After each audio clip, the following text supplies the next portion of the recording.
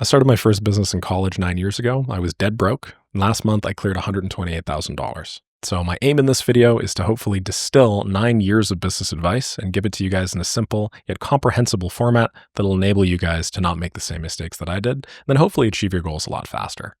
So we're going to do this whiteboard style. The very first point I'm going to give you is no matter what happens in your company or your business, it's always your fault. Okay?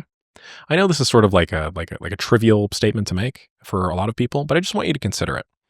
When you have a staff member that just like completely craps the bed on a client project and it results in your company just going through the tubes or whatever, you losing a big deal. It's not the staff member's fault. It is your fault because you're responsible for hiring the staff member that ended up doing the thing that you don't want them to do. At some level up in the big domino chain, okay, this is just a bunch of dominoes laid out on a table. That very first domino you tipped over. That's totally not going to hit the thing. That very first domino, you're responsible for tipping over. You are responsible for putting your intention out in the world that resulted in you having a business to begin with, that resulted in you having these hiring practices, that resulted in that person, maybe taking advantage of you or, just not doing a very good job. Likewise, if you have a poor client relationship, it's because of you. It's not the client's fault that they're taking advantage of you or, they're asking for a ton of revisions with no compensation. It's your fault because you are responsible for enabling that behavior. You're responsible for saying yes to that client to begin with. You're responsible for not having good policies or procedures, right? If you get in the habit of internalizing this and you blame yourself for the losses, you'll grow and you'll learn a lot faster. But believe it or not, that's actually not enough because it's not enough just to blame yourself for your losses. What you also need to do is you need to attribute to yourself your wins.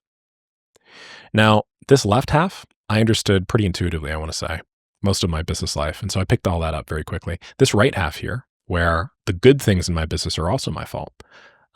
This is something that I'm only starting to figure out now. And the difference that it makes in my resilience, my adaptability, my ability to continue doing what I want to do is crazy. So, if I could give this to you guys as a shortcut, celebrate the wins. When something great happens in your business, know that it was because of you. You were the one that hired the person that did the project, that did the whatever, that ended up in the good positive situation that you're in. You were the one that created the agency or the business or the e-commerce product or whatever. It was you putting your will into the world that made this stuff happen. And, the corollary is when something bad happens in your business, just know that it was something that you could have done better to maybe decrease the likelihood of that occurring. So it's your fault. It's always your fault, no matter what. Lightning bolt hits your factory or something, it's on you. The second that you start getting in the habit of doing this, your life just begins to improve immeasurably. The second thing I want to talk about is this idea of inputs over outputs. So everybody kind of has their panties in a twist over this whole output idea, okay? What I mean is, right, we get in the habit of setting goals and having these big dreams and desires. We want to make this much money. We want to have this sort of car. We want to have this sort of family. The reality is, anytime that you focus on outputs, let's say that this is my output. It's sort of like a treasure map, okay? And I start right over here. The reality is, if you focus on outputs, you'll only really ever get this far. But if you focus on inputs, if you have some goal to make a ton of money and every day you just, cold call 10 people or something, what'll happen is you'll start, and what you'll quickly find is you won't just hit that output goal, you will massively overshoot it. In the same period of time, you'll do like 3x what you thought was even possible. Because most people vastly overestimate what they can do in a day or a week or a month, but they underestimate what they can do in a year if they just focus on outputs. So this is maybe what an output looks like. If you focus on outputs, this is what an input looks like. Anytime in my life I've ever focused on inputs, I've just crushed it.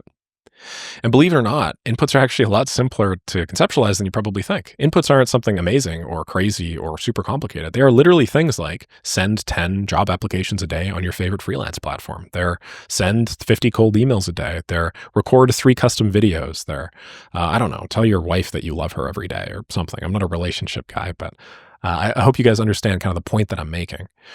If you just get in the habit of focusing on the small daily actions that you need to take in order to win, you will vastly overshoot the vast majority of your goals. I started a blog forever ago in another life. It was called nicksarif.com, and I definitely don't have it up still, and you definitely shouldn't subscribe to the newsletter. But what I did is I had a challenge for myself. I said I was going to write one blog post every single day because I wanted to be a blogger. That's what bloggers did. So I wrote a blog post every single day for a whole month, 31 days. Very similar to what I've actually done on my YouTube, believe it or not, although I've since changed my approach to that. Every single day, by the end of the 31 days, I had something like 3 subscribers to my newsletter, or 3 subscribers to my blog, I should say. That was 31 days, and it netted 3 results. I was devastated. I was heartbroken. My goal of being this independent blogger who could work from his laptop anywhere in the world and have a fantastic lifestyle was very quickly crushed. I looked back on that just a few months ago, and because of the 31 blog posts that I wrote at the time, looking back, I'm now on the first page of Google for God knows how many search terms. This is a few years ago. The point that I'm making is if you focus on the inputs, if I had continued to do what I was doing back then and I just never stopped writing these blog posts, which to be honest, they took me like 45 minutes a day. They're pretty easy. I'd probably be the biggest blogger on planet Earth by now. The vast majority of people on planet Earth, they struggle with consistency and the ability to apply directed inputs over and over and over and over and over again. If you get in the habit of just becoming an input person and just really having ironclad habits, you'll crush. I mean, like basically anybody that I've ever known that just has their inputs right, inevitably makes a ton of money, that super successful life. Think of it like going to the gym, right? Okay. On that note, the third point that I'm going to make is don't ask yourself how I can do X. Ask yourself, how do I structure my life in a way that I can do the thing I want to do? That's pretty long. I should have shortened this. My wrist hurts. Do the things I want to do every day for a year. Okay? We are definitely shortening these truisms, but don't ask yourself, hey, how can I send 50 write 10 blog posts today? Ask yourself, hey, what actions do I need to take right now that allow me to structure my life in such a way that I'll be able to write 1 blog post every day for the next year, that I'll be able to make 1 video every day for the next year, that I'll be able to write 10 cold emails every day for the next year? What changes do I need to make at the high level to my life to enable me to do that? Do I need to rearrange my desk? Do I need to change the people that I'm hanging out with? The point that I'm making is, if this is sort of like the ground floor of the result that you're getting, there are many levels up that contribute to this, okay? You know, if this is your ability to do, I don't know, let's say 5 DMs a day, then this is your work environment, okay? This is your desk. And then this is your relationships. Okay. And then this is your diet. If you go up the chain of the thing that you are tracking, right? The result, the 5 DMs a day, your ability to do 5 DMs a day, what you'll find is there are a bunch of these things that are really getting in your way every day. If you can find a way to restructure those in such a way that just enable you to do the thing that you want to do every single day for a very long period of time, aka if you can find a way to make it very low friction, then it is so much easier for you to succeed. Let me give you a quick example. I record YouTube videos, right? One of the reasons why I was able to grow so quickly on YouTube was just because I was able to create a substantially larger volume of content much quicker than most other people. And the reason why is because when I would record a video, I would just click the camera button and I would record and I would just talk for an hour. What I mean is my recording time to finished product time was basically 1-to-1, right? So the amount of work that I put in had very, very large, like a very large result in correlation. What most people do is they'll record a video for like, I don't know, an hour, and then they'll get like 5 minutes of usable content. I got like 10 to 15 times that realistically. So the way that I constructed my life was I constructed it in such a way that I got to record content just while I was doing the stuff that I was normally doing anyway. If I had a cool client project that I would have had to do anyway, I just turned my camera on and I talked about it while I was doing the client project. And sure, it was a little bit less efficient than me just doing the client project, but I constructed my life in such a way that enabled me to do this thing as sort of more documenting than creating, essentially, which enabled me to, do the thing that I wanted to do every day for a very, very long period of time. So yeah, don't just ask yourself, I guess if I could summarize, don't just ask yourself, hey, how can I do this one thing? Ask yourself, hey, I want to become the person that does this sort of thing consistently. How can I structure my life in such a way that I can do this every day for the next year? And if you get in the habit of doing that sort of thing, you'll find inevitably that you're going to grow substantially more successful than if you just were to figure out how to do that thing. Okay, great. So let's, sorry, I have a little tab here I need to look at. Let's move on to the next one, which is obviously the fact that if you want to win in business, you kind of have to do this. Okay. You kind of have to spend money to save time. So I wish I knew this earlier. I came from a pretty poor family background. And I don't mean that in any disrespectful way, just that the first few years of my parents' life in this country, in Canada, where we're from, was very, very difficult. Well, where I'm from anyway, it was very difficult for them because they were, escaping communism at one of the most unstable periods, I would say. And so as a result, we obviously grew up very frugal and everything was very penny pinching. It was very difficult for me to ever really justify an investment. One big thing that I've unfortunately come to realize is that, we all think that we have more time, but really we don't. The graveyard in life, okay, these are really crappy tombstones. Graveyards are filled with people that over their entire life just thought, I have more time. Believe it or not, time is actually not the renewable resource. Money is the renewable resource. Time is the finite, dwindling resource. And so if you can spend money to save time, you should do it basically at almost any opportunity.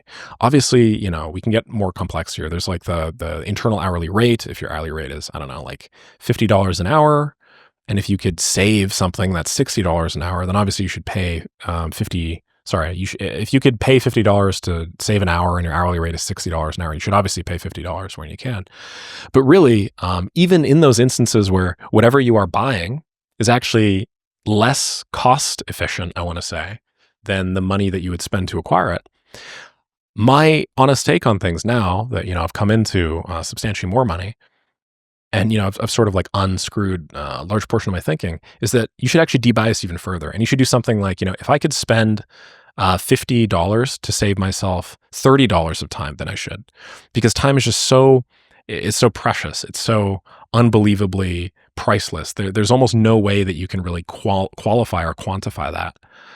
That it just makes sense to save times basically whenever humanly possible. So I say I spend money to save time all the time. One big thing that a lot of people ask me, I teach a lot of automation these days, is N8N is this no code or low code platform, and you have the ability to like host N8N on your own computer as opposed to, or a server, as opposed to like, pay their big service fee in order to do it. I pay their big service fee in order to do it because if it saves me even like 5 minutes a month, it's worth it. If I don't have to go through this big rigmarole of like setting up my own N8N instance and then like doing all these crazy app connections, and if there are even a few moments of friction that saves me from, then it's worth my time. There are obviously a variety of other things that you can do, but just to give you guys some ideas, I guess just debias your favor of time, of money over time. Because money compounds, right? Over time. Time tends to do the exact opposite. Every year that you live, you feel shorter and shorter and shorter and shorter. So money, every dollar you have grows bigger and bigger and bigger and bigger. You should always essentially be willing to spend money to save time, so long as the equation isn't so ridiculous that you would be making a silly decision. Okay, great. The fifth thing I want to talk about is do it yourself. Now, a lot of people are going to look at this, and they're going to look at what I just wrote above, and they're going to say, Nick, what the hell? Why are you lying to us, man? You're going to talk about spending money to save time, presumably to delegate work, and now you're going to tell us to do stuff yourself? Doesn't that defeat the purpose? Well, if you're going to delegate something, just make sure you've done it yourself. Anytime in my business that I've ever delegated something to somebody that I haven't done before, this has been 9 years of consistent, probably like once every month or two. Every time I've ever delegated something that I haven't done before, the outcomes have been absolute trash. So what I do now as a rule is I will always do the thing that I want the guy or girl to do for me at least once. It doesn't matter if I suck at it. I will do it at least once, because this will do two things for you. One, this will allow you to gain an appreciation for what the thing that you are asking the person to do actually involves. And then two, this will allow you to delegate a lot better. So you're going to get to appreciate, assuming that they actually do hard work, you're going to get to appreciate the quality of that hard work. Then two, you're also just going to be able to delegate better. You're going to know more about the thing that you are rating. If you are working with somebody that maybe isn't very good, you'll know because you'll have actually gone through the process, right? And most of the time, if you're the sort of person that starts a business, yeah, you're not going to be amazing at everything, but you're going to be more capable than the vast majority of people. Business owners wear many hats, and you hiring a marketing guy to do some marketing for you or something. Well, you kind of already know how to do marketing. You should know how to do marketing because big chunk of business is marketing. You'll be able to intuitively understand what they are doing. Will this take you more time? Yes, absolutely. It's going to take you substantially more time. Whereas, before you just say, hey, do this for me. Here's money. Goodbye. Now you're going to have to say, okay, let me sit down for a couple of hours and try and figure this thing out and then do it. But on the back end, you're going to save a ton of money. And my honest opinion is that you're also going to save a lot of time because you can delegate better to begin with. So I would highly recommend whatever you are going to delegate in your life, at least do it once. Like, you don't have to do it all the time, but at least do it once. Okay, the next point is what got you here won't get you there.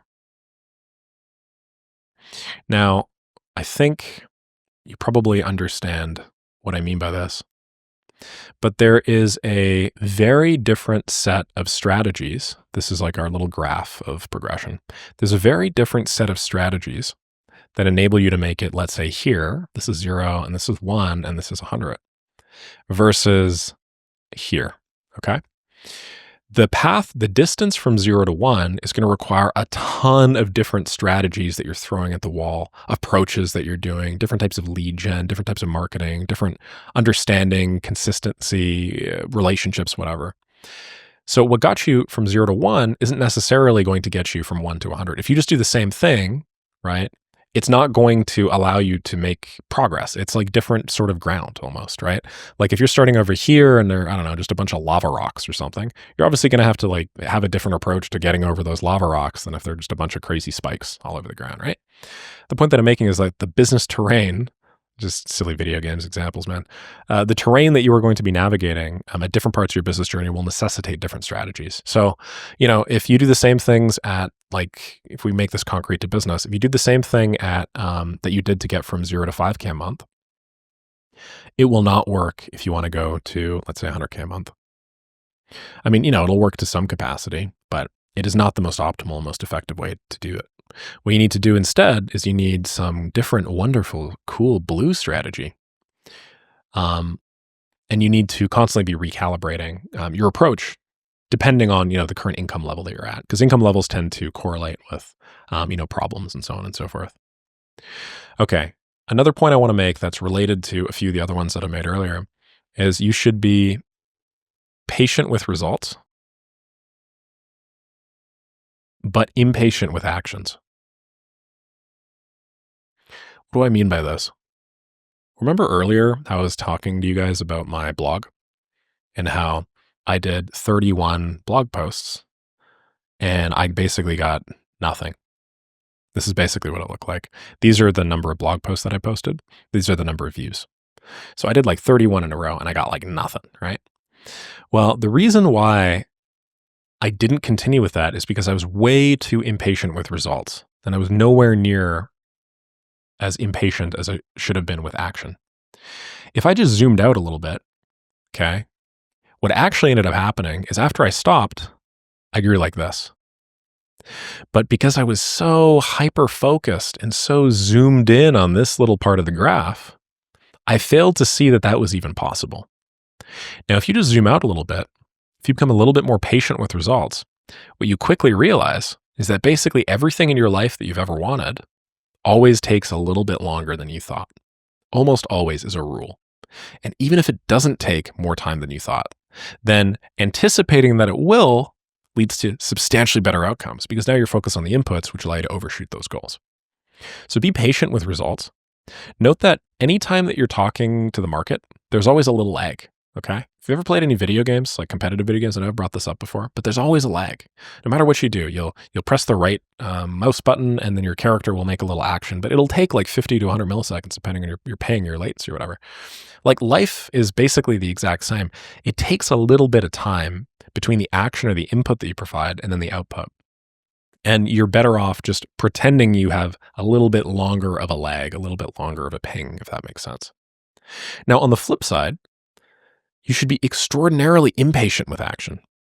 Most people are very patient with action. They say, I always have time to do this tomorrow. Why don't I think through this a little bit more? Why don't I try and figure this stuff out, right? What happens to those people? Well, if y'all remember, that happens to those people, okay? The reality is, graveyard is filled with people that thought that they had more time. You don't.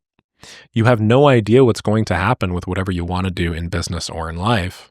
Reality is you should just do the thing and you should figure out for yourself as opposed to just spend all day speculating.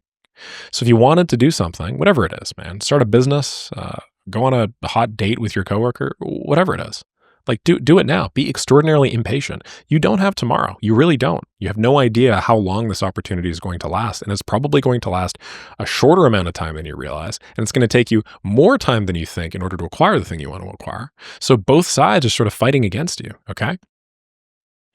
Anywho, the next thing I want to cover is that done is better than perfect.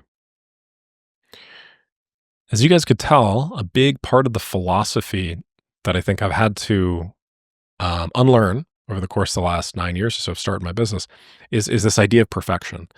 You don't need to make everything perfect to go. All you need is you just need to make sure that it's like 80% of the way there. So my goal always with whatever product it is I get to 80%. When I launched my content writing company, it was really the first time that I'd ever actually like figured this out. When I launched my content writing company, I settled for 80%. I was not confident with many, many things. And I was I'm very thankful that I had a business partner at the time that said something along the lines of, listen, it doesn't actually need to be perfect. Why don't we just give it a try and just see where we land? If he hadn't said that to me, then I probably wouldn't be anywhere near as successful as I am today, because it was us trying this new hiring approach, us trying this new pricing approach that ultimately led to us being able to explore the problem space and then see how, we could ultimately get the best result, which is this one here. But you're never going to know until you actually go in and make that leap, right? So done is always better. It's how you play the game in 2025 and 2026 and 2027 and beyond. You can't focus on building it and then having them come. You basically do need to just constantly be spitting out something, acting and reacting in the real world, and then allowing the market to sort of make some decisions and determinations for you. Okay, number 9 is business is like the gym. If there's one big thing that I've really realized about like fitness, it's that like it takes a lot of time in order to see any sort of results. I'm sure we all know, right?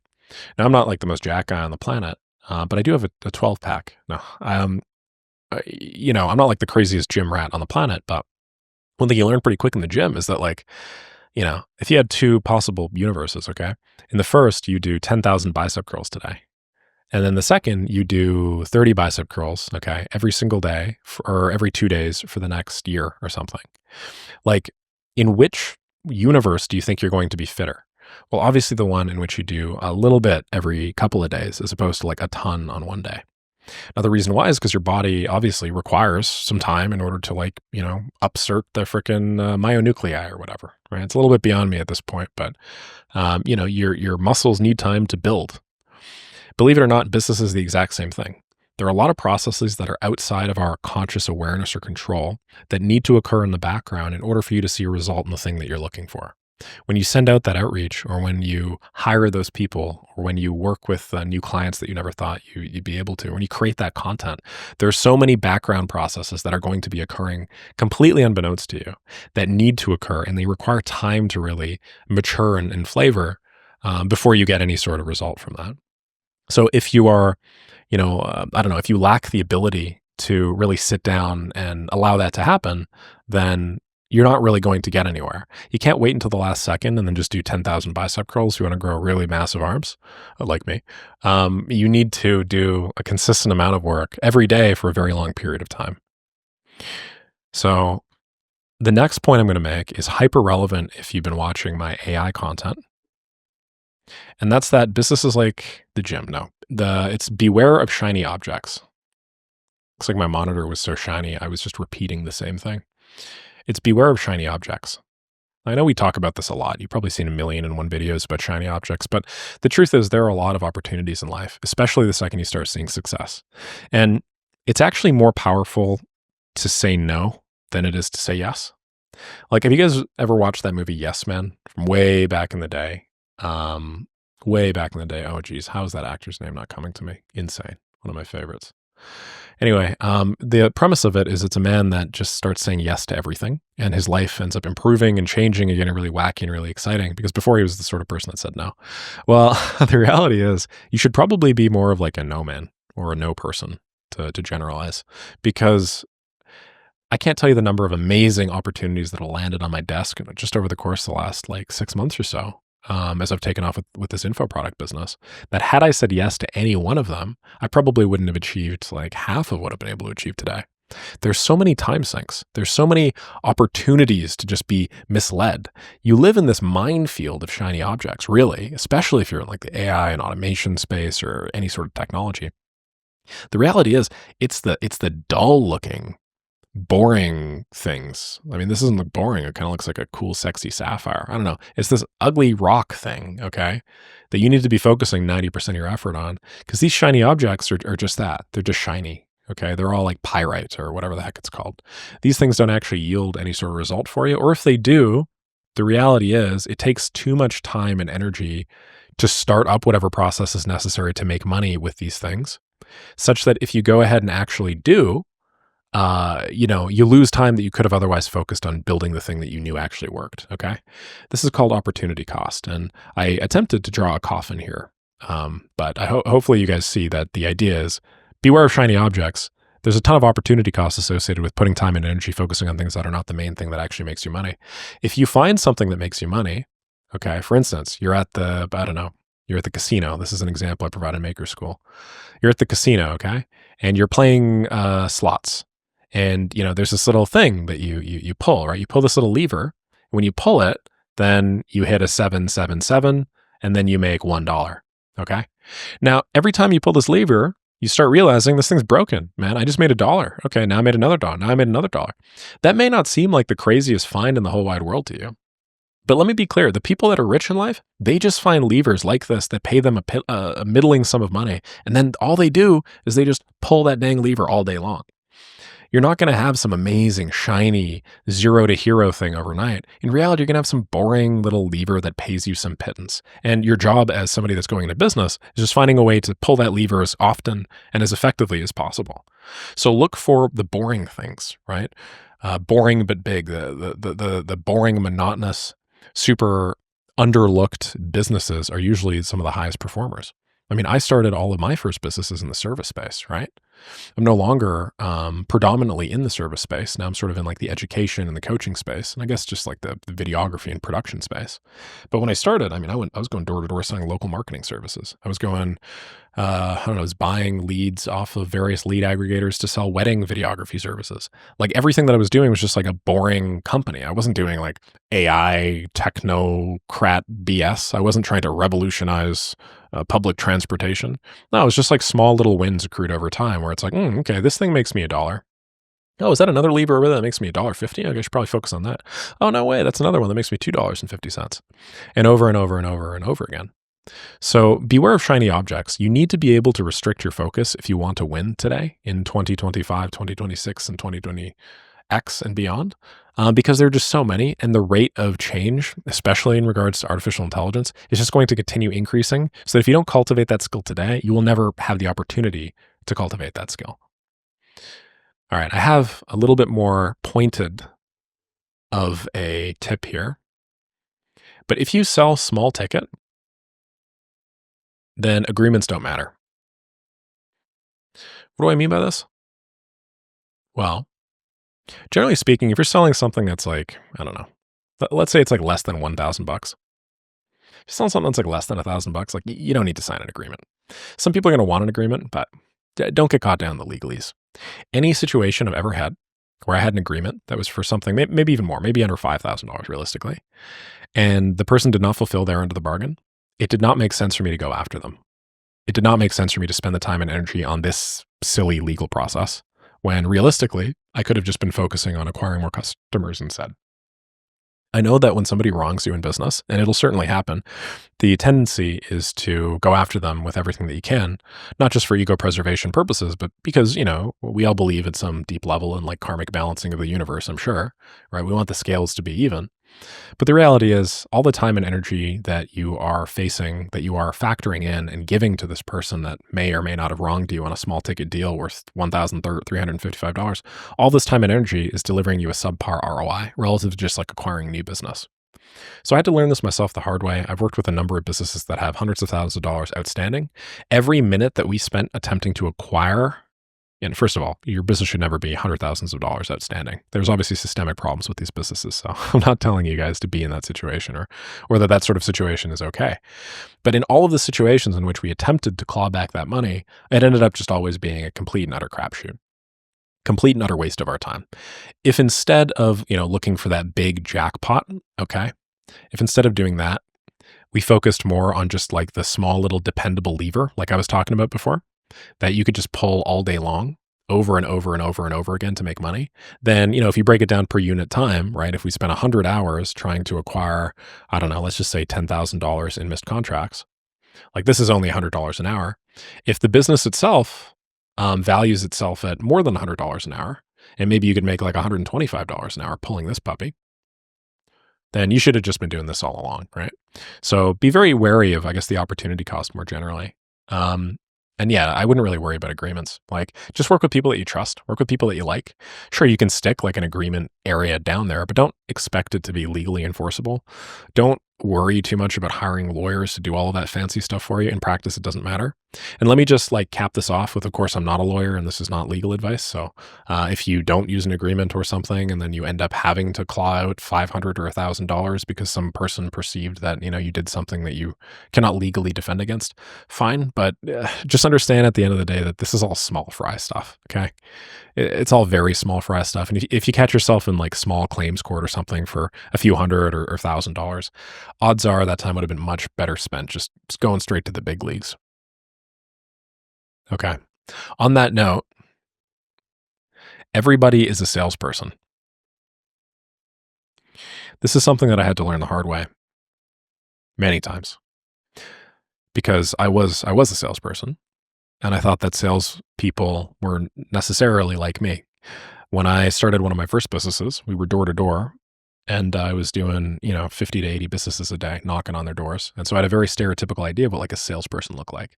They were presumably some young man with a little folio, with mismatching suit jacket and pants that, would stroll into a business with a fair amount of candor and try pitching them on something, giving them their little elevator pitch and having them sign on some dotted line. The reality is that's not what modern salespeople look like. Modern salespeople look kind of like this video that you're watching right now, where I'm delivering a tremendous amount of value to you in exchange for basically nothing, with the idea that, I'm buying goodwill that I will eventually monetize later. Modern salespeople are, I don't know, they're people on, they're the girls on Instagram teaching you how to do makeup, because in reality, what they're doing is they're teaching you how to do makeup so that they can improve the probability that you're going to buy one of their products later. If you are a student or something like that, you are still a salesperson. Every time that you write a paper and you give that paper to your professor, you are selling them on the idea of you being worthy of that A.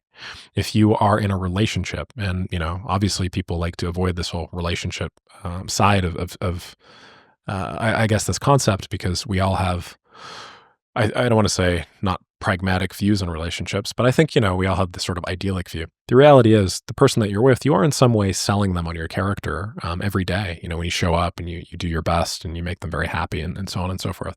Like, everybody in life is a salesperson. It doesn't matter where you are in your business career. If you are a student, you're a salesperson. If you are, I don't know, if you are like a teacher, you're a salesperson. You're selling your students on the idea of education. If you are like a Instagram channel, you're a salesperson. You're selling people on why they should go and subscribe to your Instagram. If you are a consultant, you're a salesperson. You are selling them on the idea of you as this knowledge. If you are doing personal branding, okay, any sort of inbound, you are a salesperson, your content is selling them. It may not be you on a phone being like, hey, how's it going? Why won't you buy from me today? And all this stuff. You're a salesperson. And then, obviously there's still like that actual salesperson who does like sales calls and stuff. And they're obviously a salesperson too. They're just the most visible of the bunch. So everybody's a salesperson. Like everything is a sales pitch. How you conduct yourself in public is a sales pitch. How you conduct yourself in private is a sales pitch. Your reputation behind closed doors. All of this stuff is just another opportunity to sell. So in business, treat it as such, have ironclad reputations and so on and so forth. Okay. The next thing I'm going to say is competition is good. Like all the movies that we presumably grew up watching, it was always about and anything to do with business. It was always about finding some cool business model with no competition, some new business, this blue ocean idea. Well, the reality is, unless you're hell-bent on building the next Uber, okay, and you want to build Uber 2.0, just with a different name and maybe like a big unicorn broad or something. If you want to build the next Uber, yeah, competition matters because you're talking about, going like multi-billion dollar, okay? But the vast majority of the people that are watching this, the vast majority of people in general, they're probably not going to make like a multi-billion dollar business. And even if they could, they wouldn't want to. Because you know what the hell goes into these things? I mean, these lunatics are working 24/7. They have no families, no fun, no nothing. Most of us don't want that, okay? I mean, I'm saying us loosely here, but most people don't want this. In reality, what you're probably doing is you want a business that maybe, swaps one of these by several thousands. Maybe you want something that makes like $1 million a year, or maybe even less, $15,000 or $20,000 a month, okay? And when you're operating at the scale, to be abundantly clear, this is your market. And this is that tiny little sliver at the $15,000 a month or whatever you want to make. It doesn't matter what everybody else is doing here because there's always room. There's almost always going to be some sort of room in this massive pie chart, okay? This is like like a $200 million a year opportunity or market. And most markets are way, way bigger than this, by the way. I'm talking like pretty niche here, in all honesty. Your little $15,000 a month business is not going to realistically change anything. So you don't actually have to worry about the competition. If anything, what you should do is you should look for places there are a lot of competition. Then you should actually go in and insert yourself in there. Because odds are, if a business has a lot of competition, it's because that business is simple, straightforward, and produces a definable ROI. So if anything, competition should not be avoided. Competition should be embraced. I'm going to draw a really silly thumbs up signal here. But competition should be embraced. That's my thumbs up. It kind of looks like a little bunny rabbit. If you can find opportunities where there are a lot of people flocking into a market, you shouldn't think, and I know this goes against so much investing advice, right? Like sell at the top, not at the bottom, or sorry, buy at the bottom, not the top, and so on and so forth. But if you see opportunities for stuff like this, like that means that there's a lot of opportunity in this market. Of course, be reasonable about it. Some things are hype bubbles and, not everything that has a bunch of people flooding towards it is actually good fundamentally. But most of us have the ability to like discern the difference, right? If you are, considering starting an HVAC company or something, and you're like, oh, there's so many HVAC people in my space in my city. It's like, yeah, there are a lot of HVAC people in your space in your city because they make money. They're coming in because there's a demand for it. They wouldn't have pre-validated this demand if there wasn't. So don't take competition as a negative signal, especially if you don't want to do anything more than like a couple $1 million a year. The only space in which you actually start needing to do that like crazy market research and stuff, that's like when you're, venturing into like the B territory and concern yourself with making billions of dollars as opposed to just us humble millions. The next big point I want to make, and I've kind of already said this, but it's just say no more often than yes. Like don't say yes to things that come your way. I receive however many sponsorship deals a day, opportunities, and they pick $10,000 for a video, $5,000 for a video. I could say yes to all these things, right? If I had, I might have made a little bit more money in month one, but I would not have made more money than I'm making right now by, securing the goodwill of the audience and stuff like that. So in business, you're going to have a lot of opportunities to like make this, but don't focus on that. What you want to focus on is you want to focus on this. You want to focus on like the slow but steady growth that compounds over time. And when you find something that works, just do a lot of it. So this is especially relevant as you grow and as things start demanding your attention, as people start asking you if they, if you could do a project with them, or, this amazing opportunity with this big private equity firm, or, we want to buy your business to do X, Y, and Z. If you believe in what you have and you're strong about the fundamentals and, you're strong-willed, I should say, about the fundamentals, you don't need to. Just keep doing what you're doing. And if you believe strongly enough in the thing, then you will make way more money. And it'll also allow you to clear your head and just focus on pulling that lever as quickly as possible. Okay, the next thing is decide with about 70% of information. So don't wait until you get to 100% in order to make a decision. My old business partner, the guy that I used to go door to door with, his name's Grinder, he once said, "A man who can't make a decision in a minute is not a man to be anyway, a man who can't make a decision in a minute is not the sort of man you want on your team," or something like that. The whole idea being that, it can take a lot more time than a minute to get the information necessary for a decision, but you still need to be able to make a decision. So in reality, what's going to happen is you're never going to have, the full 100% battery bar of information, in order to make the decision. In reality, all you're basically ever going to have is you're going to have some subset of that. You're going to have like 70% or something max. And you're going to convince yourself, oh, well, I'm just going to learn a little bit more and then I'm going to kind of make up this gap, right? No, after a while, all information just becomes, majority of information that you're learning just gives subpar, sort of diminishing returns. Like when you learn about something new, like the first, I don't know, 1/4 or 1/3, let's say, is responsible for 90% of the information to learn about that thing. If you could spend another third and you learn like 5, and you could spend another third, you learn like 1% or something crazy. So what you want to do is you want to become comfortable deciding with about 70% of your info and then sort of like front loading with your gut. 40 to 70%, I believe, was was stated by this guy, Colin Powell, but somewhere around 70% is usually fine. The next point I'm going to make is to hire last. This is something that I've harped on quite a bit, but this is especially relevant now with AI agents taking the fold and a bunch of technological changes on the forefront. So hiring is super expensive. Like the average person that hires, they might spend like 3 months of a salary. Like let's say, I don't know, you want to pay $3,500 for a salary.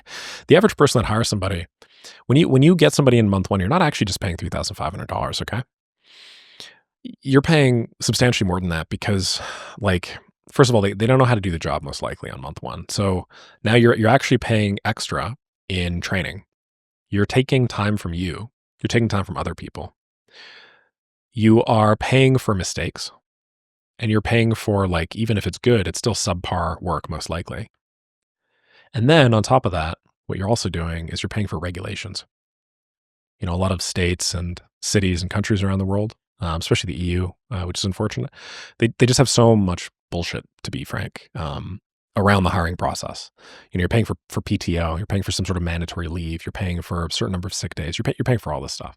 Now, obviously, I'm being very specific here. I'm talking about the employment situation. But even if you're not hiring like an employee, and I don't know, you're hiring some sort of contractor or something, and I don't know, you are still paying them the 3.5K a month, but they supposedly get to dictate their own hours and stuff. You're still getting most of these, right? And there also is going to be some regulatory risk. So it's way more expensive. If you think it's $3,500 a month, first month in terms of opportunity cost, you're probably spending like $10,000 or more. And what if something goes wrong?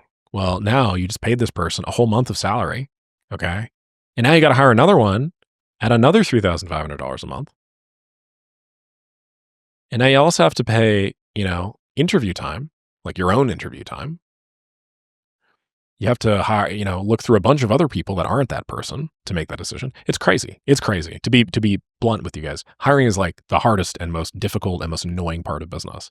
And if you can get away from hiring, you're going to want to get away from hiring. So I know everybody always says delegate, delegate, delegate, right? And they say the second that you're doing something and you don't know how to do it, hand it to somebody.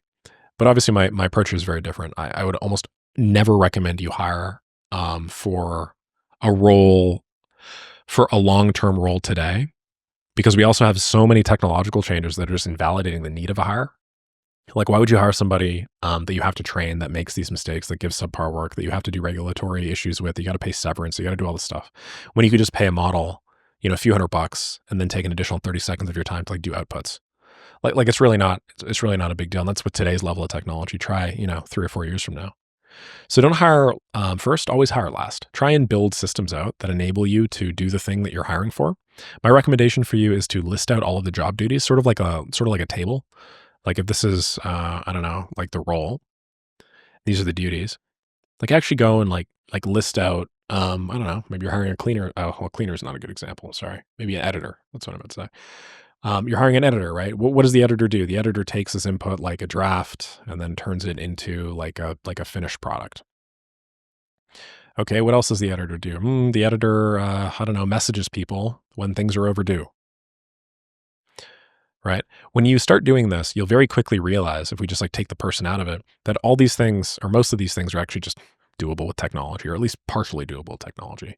And if you end up hiring an editor anyway, well, at least now you're going to know all of the work that goes into it, and you'll be able to like productize and line item everything and build systems that help them do more work in less time. So hire last, don't ever hire first. Okay, the next big point I want to make is that revenue doesn't matter at all. So revenue is vanity, and then profit is sanity. I have a feeling some of you have heard of this before, but it's why there's so much like distrust in the info product and coaching space as well. Everybody always talks about revenue. They're like, I made $8 million bajillion dollars today. It's like, well, how much of that do you actually like take home, right? So revenue is vanity. You could have. I'm actually reminded of this one time that I was living with my roommate at the time, Jono, and he was working with. I think he was selling a speaker or something. He was selling a speaker to this guy that he ran like a cleaning company, and it was a pretty big cleaning company because they did like $2 million a year. So when the guy came over to our place, me and Jono, we were both like aspiring young business guys, both doing very similar business models at the time, selling to weddings actually, and he was like, hey, like I hear you do business. What kind of business do you do? The guy's like, oh yeah, I run like a cleaning business that's $2 million a year. It's like, holy crap, this guy runs it's like a 7-figure business, $2 million, right? Like I was pulling like $3,000 a month at the time, and that was pretty inconsistent. I think John was doing something pretty similar. So, we're like looking at this guy like, what the hell, man? That's crazy. And then we started talking a little bit more. And I believe it was John that asked him this question. I don't really remember, to be honest, but it was something like, he's like, how much are you making on this? And boy, was that a good question, because I'm pretty sure the guy was like 8% or something, 10%, 8%. And I was like, what? You're making $2 million a year top line, which sounds huge and incredible and successful. And this puts you so far ahead. And we're like, prostrating ourselves in front of this guy. And then I was like, we actually make a pretty similar amount of money. Yet, mine's 90 whatever percent margin. Granted, we were working for ourselves at the time, and his was, 8. So I guess what I'm trying to say is like the revenue figures are just total vanity. They don't actually matter. Like if you have a choice between a business that does like $2 million a year, okay, and there are many businesses that do $2 million a year easily, okay, and then there's a business over at, let's do 10%. Then there's a business here that does $250,000 at 80%. Okay. Like do the math on these. These both do the same thing. This is 200K, right? In net. This is also 200K in net. So what are you going to choose? I mean, most people would probably still choose this because there's some, I don't know, revenue multiples. Maybe it's a bigger business that could sell it. I mean, I would choose this. I would definitely choose this. I mean, the small, lean equation for sure. As few people as humanly possible. I don't have to deal with the hiring stuff that I was telling you about earlier. So yeah, like revenue is vanity, profit is sanity. Profit is the only thing that matters. Net profit. Obviously, I guess there are going to be some tax implications. Tax depends on where you live in the world and like how you're structuring your business and stuff like that. But definitely definitely EBITDA. If you guys don't know, that just stands for earnings before interest. It's kind of an accounting term. Depreciation. I always say depreciation, taxes, and amortization. I think the T is actually supposed to be EBITDA. Yes. That's probably supposed to go down here because depreciation, amortization, similar concepts. But essentially, definitely look into your EBITDA. Just, Google search EBITDA if you've never heard of it before. Essentially, just like that's the thing that matters. Your EBITDA, not your top line revenue. You're not going to see any of that money anyway. It's all just like you fluffing yourself, to be honest. So screw that, man. Focus on profit. Profit is always sanity. The next big point I'm going to make is whatever you do, you should always underpromise and then overdeliver. Okay? No matter what, this is like the easiest, simplest hack. Anytime you get any client or contract, you just say you're going to do X and then do X plus 2. Okay? Just deliver a little bit more than you told them that you were going to deliver, and they're going to love you for it, because nobody does this. Everybody's so concerned about their margins and they want to save money and cut corners here or there. What they don't realize is when you do that, you are massively reducing your retention. Massively. When you just deliver what you say you're going to do, retention is like, it'll be a few percent. If you underpromise and overdeliver, you're probably going to like 3 to 4x your retention. And you know what? For digital business models that sell a recurring service, retention's where all the money is in anyway. Let me give you an example. Let's say you do some sort of one-time offer for $2,000. This is one time, okay? You sell, 5 of these, okay? That means you make $10,000, right? But let's say you're smart, and so now you offer recurring service in addition to this. Now, the thing is, you use this as your intro offer, as your gateway into your business. So not everybody that does this obviously goes to your recurring offer. But let's just say 1 in 5 people do. Okay? Actually, let's say even less. 1 in 10 people do. Okay? What that means is, like mathematics. Anyway, let's say you have a $5,000 a month recurring. What that means is basically every person that gets in your business that buys this thing is mathematically going to give you an additional 1/10 of this, $500 a month, mathematically. I mean, you just kind of do the math on it. 10% conversion rate, you got 5 people come in, they're going to be making 1/10 of this. So let's hypothetically say right now it's at 10%. If you start offering your package and you tell people, hey, I'm going to give you this package, it's going to be amazing. But then when you do this $2,000 one time, you go above and beyond and you offer some additional thing and you give it to them totally for free. You say, hey, here's your deliverable. And then here's a bunch of free shit on top of that you didn't even ask for, that I just thought you'd really like because I like you. You're going to take this from 1 to 10 to something like 3 to 10. Okay.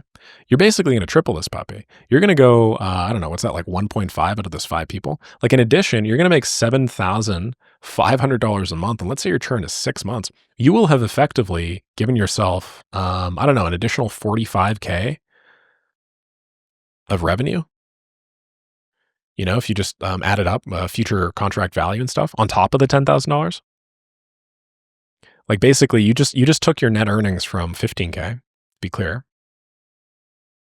over to, 55K? I think my math is correct. Just over delivering. Now I know you're like, okay, Nick, like what the hell is this over delivering? Like, isn't it going to cost me a lot of money? It's like, yeah, but is it going to cost you $40,000 to fulfill? No, it's probably going to cost you like an additional $1,000, right? It's going to cost you $1,000 in like you getting more materials or you having somebody else look over it or you paying a little bit more in margin. So your net really is kind of like, it's 15K versus 54K. What are you going to do? You're going to pick this all day long, right? Winner, chicken dinner. So no matter what, always over deliver, especially in some sort of like digital recurring business model, because it just massively improves client lifetime. And that's really what you should be optimizing for. Anytime you're selling like an agency service or something where people are going to be coming back or something you have the opportunity to upsell. Now, it's a little bit different if you are selling like a totally one-off service. I don't know, junk removal or something, where like the likelihood of you actually having somebody that can hire you again and again and again is a lot lower, but still something that you should definitely consider. All right, the next thing that I'm going to pitch you on is to cultivate an audience asset. Now, I can't say that I actually wish I did this earlier, because I have this approach with these audience assets. So like, first of all, what is an audience asset? When I say audience asset, I'm referring to something like what I have, like a YouTube channel or like a mailing list or like a LinkedIn following or like an Instagram following or something like that. Now what you should really do is you should understand there's a ton of leverage here. And like when you have an audience asset and they like you for you and they get a lot of value from you and you're consistent about the posting and stuff like that, like you have this almost like transferable resource that you could take from one business model to the next. You could very quickly and easily validate offers. You could very quickly and easily sell stuff. And it's very powerful. But you can't actually just go ahead and like cultivate the audience asset right away if you're a total beginner. What I see a lot of people do is they'll be like, oh, I know I need to be posting on Facebook. I know I need to be posting on Instagram. So what I'm going to do is I'm going to start posting, even though I haven't made any money. Then they end up spending all their time posting, and then they haven't actually made any money. So the reality is, all these social media platforms are so god dang saturated that you can't just start posting. If you have nothing interesting about you or no unique angle or no crazy accomplishment that you've done, nobody's really going to give a crap. So you have to do instead is you have to achieve something, and it can be pretty marginal. You can make $5, $10, $15,000 a month in some industry where people don't routinely make that much money. And then you use that to start your audience asset. And then if you time it right, you maximize return on investment because now you've done the impressive thing, and now you're also growing an asset that likes you because you're talking about how to do the thing. And then you're lighting fire on basically the entire market's ass at the same time, which just improves the standard for said market. And if you do it right, you're predominantly giving more so than receiving. Yeah, you can make a ton of money. I mean, just look at me and look at a bunch of other people that started around the same time as me doing similar things. So my recommendation for you guys is definitely cultivate an audience asset. I was doing a lot of outbound before. Now, what I find is outbound just doesn't scale as well. So like when I do like cold email and stuff, like this is basically, I don't know, volume. I don't know, maybe volume and work. Let's just say like volume and work. This is the amount of emails that I was sending. That's the amount of work that it was taking. And this is like the results. It's kind of linear, right? But you know what I'm finding? Basically, like my audience stuff has just been crazy. Well, I mean, I guess it's just been like this. The volume and work has stayed the exact same. I just do the same thing that I was doing, and then the results just like grow.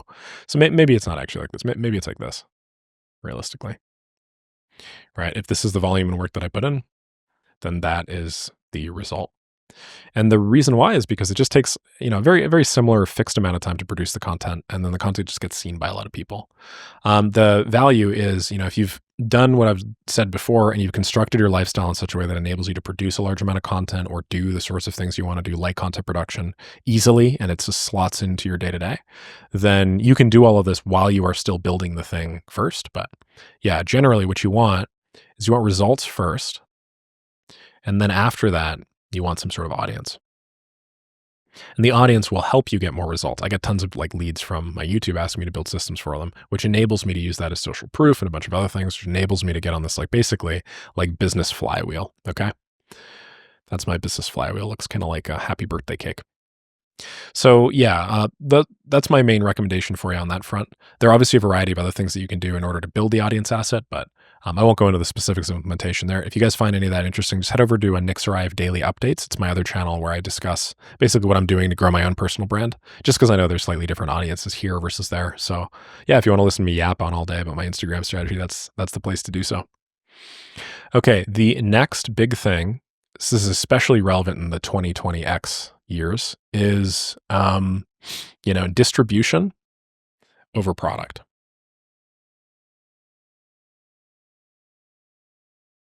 So the whole idea of build it and they will come, right? The idea is you build this amazing product, and it's this super cool product that everybody likes, and it's amazing. Then a bunch of people just come to it.